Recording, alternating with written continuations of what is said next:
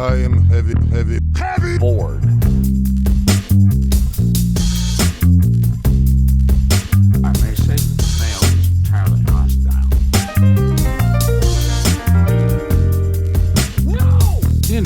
Resources. Life, friends, is boring. We must not say so. Welcome to another episode of Heavy Board. I'm Andrew Wittstadt, and today we're recording this on September 16th, 2023. But as I said before, if you guys ever have an email or you want to talk to me about something that I've said, something I've written, you have disagreements or you just want more explanation or anything, send me an email. I'm happy to go over it. And I wanted to get a segment like this for subscribers where I do go into more detail about it. And, we got one of our emails here. Somebody sent me a nice lengthy email. I hope to actually have them on the podcast eventually, but we'll see. But it sounds like from this email, I'm going to read parts of it, not all of it. And obviously I'm going to keep it anonymous, listeners, but I'm going to respond to some of it for you guys that pay for this show here. A nice little bonus for you. But very long email, and I like that. That means that this the listener was thinking, was intrigued, was conflicted, man. All the things that are required when you're thinking about something deeply, and I appreciate that. So again, shout out to anyone that sends me an email here. Again, I'm very nice. I know I can come off kind of grumpy and agitated, but I'm very nice. I want to engage with stuff like this. So I'll just go through this. There's a couple, and the very nice email that's talking about how much they like the podcast, references to Heavy Board and the name, right? Everybody loves Berryman. Let's get into it. So this listener sent in, I found myself sort of engaging in an ongoing conversation with you in my mind, which is strange. Although, maybe not. I guess it's not unlike what I do as I'm reading literary criticism or essays on topics I'm interested in. And he said, wish you would have taken notes on listening and reflecting on my podcast. That's very flattering to take notes on what I say. But I appreciate you reaching out here, listener. So let's get into what some of the arguments. The listener does clarify here in this. These are in no way any serious arguments, but instead just quick and conversational thoughts. He said, read them with a sense of gratitude for you sharing your thoughts in public. Blah blah. Yeah, of course, I wouldn't take it as a negative here, listeners. But okay, so a couple episodes that this person wrote in about. I'll let you know right here. So the Hatred of Poetry episode, the Harold Bloom episode on the art of reading poetry, and the Learner episode was the Hatred of Poetry. Gary Snyder, Turtle Island, and then a little bit about Walt Whitman. So all those episodes, listeners, if you want to refresh yourself, you can go back and listen. Before I go into the first one here, I think it's important to remind everyone, I always say I don't stand by anything I say on the podcast unless I do, right? Like it's kind of this, because it is weird. Like there are some things that I say that I think are absolutely true, but then there's also we're just talking. There's we're just talking element of podcasting generally, and what can you do? So yeah, I know it's difficult for some people, especially as a listener. You're listening to me secondhand almost, even though it doesn't feel that way, right? So I get it, but I'm glad that this listener wrote in and got something out of it and actually wanted to provoke a conversation and be involved in that way, and I like that. So let's get into the Hatred of Poetry here. So what this listener wrote in is, I found myself a bit more sympathetic to learner's position, and I think this may simply come from other readings, lectures, conversations I've engaged with. This is most clear in my mind with poets that approach their poem in relation to the composition of a book-length work. And then he goes into a few examples here. He's Ezra Pound, right? When you're looking at a book-length work, the Cantos, a few other writers here. I'm not familiar with all the writers that are listed here. And then there's a little bit, okay, so let's look at this.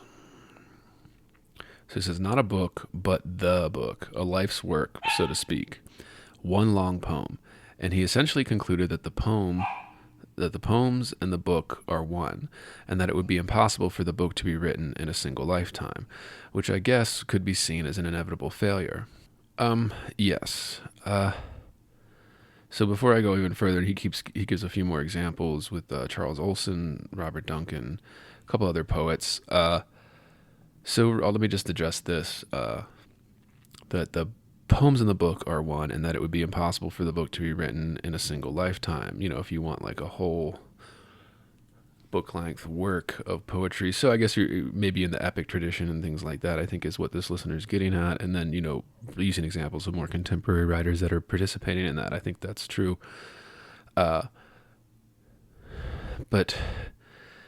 the impossibility angle is what I struggle with really here.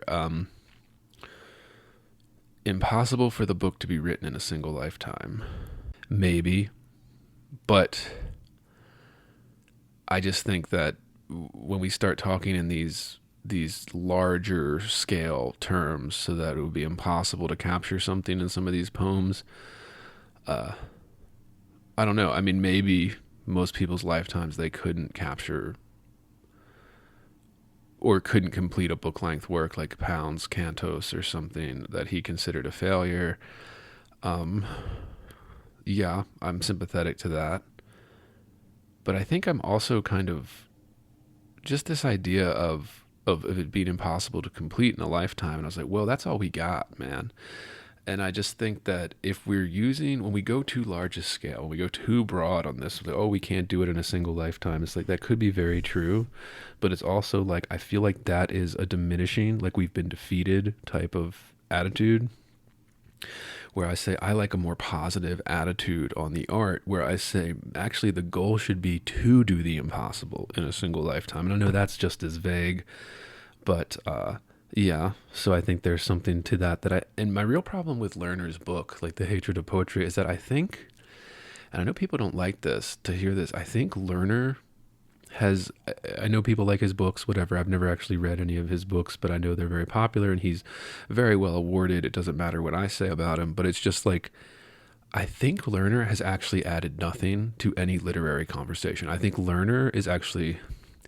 I don't mean this unless like an insult. I think he's incredibly dull and boring. I think his observations about the craft, whether that's fiction or poetry, are nothing you couldn't read in a Norton textbook anthology. I think he adds almost nothing to the conversation. I think he obscures a lot. I think he over-romanticizes a lot. And that's really my problem with a lot of The Hatred of Poetry. And my bigger problem with The Hatred of Poetry is that it doesn't actually address what he calls the hatred of poetry. I think it should have actually addressed something that book actually doesn't tell us anything, doesn't actually say much of anything about why people hate poetry, why you shouldn't hate poetry, or anything like that. It's more of just kind of a summary of things he's read and his ideas on it, which again are not very breakthrough or interesting. They are the same ideas that everybody has had about these craft forms since, time immemorial. So that's really my issue with it. But I think this listener wanted to just talk a little bit more about it. So he says, but then again, I often think that poetry at its best can help us define this kind of synthesis, can help us make new connections. So maybe it's less right/wrong, but instead more about the possibilities. And in that sense, The Hatred of Poetry seems a great provocation. And I agree with that. I think it is a provocative, even just the title is provocative, right? The Hatred of Poetry, it's a provocative title. I wish there was something behind the provocation. I think the provocation that he's doing, other than the title, is weak. Very weak. If you're hearing this, it's because you are listening to the free public feed of Heavy Board.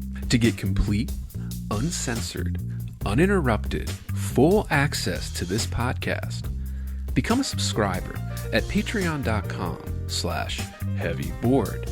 That's right, Heavy Board is made possible by subscribers like you. For less than 1 cup of coffee per month, you will receive private access to uncensored, full-length episodes, Jerk Shop, heavy bonus content, subscribers-only AMA episodes, bonus extended interviews, and more. Come join the conversation today at patreon.com/heavyboard.